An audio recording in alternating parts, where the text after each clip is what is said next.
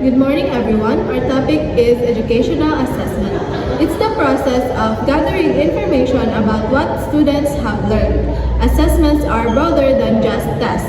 They document knowledge, skills, and attitude. To improve teaching and learning, types of assessment includes formative, summative, standardized, performance-based, and alternative assessments. To add to that, assessment should follow key principles like reliability, validity, authenticity, objectivity, practicality, interpretability, and the washback effect. For example, reliability ensures consistent result, while validity ensures the assessment measures what it's supposed to. This principle make assessments effective and meaningful. Let's look at specific types. Assessment for learning is formative. It happens during learning to help teachers adjust their methods and students improve.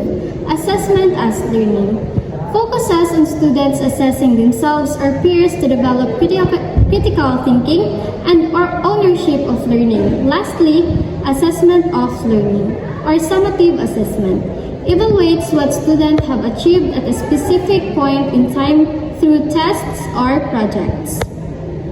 That's a great summary.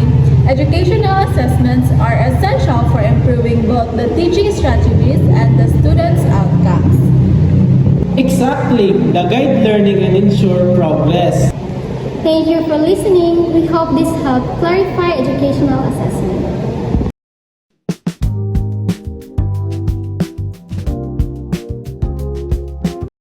Hello everyone, welcome to our session on the assessment of student learning. Today, let's clarify some key terms: test, testing, measurement, evaluation, and assessment.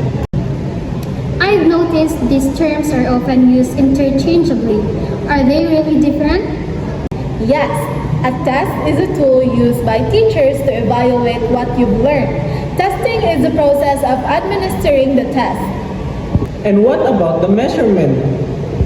Measurement involves qualifying data, like assigning scores, and evaluation is making judgment based on criteria, while assessment is the overall process of collecting and interpreting data about students' learning.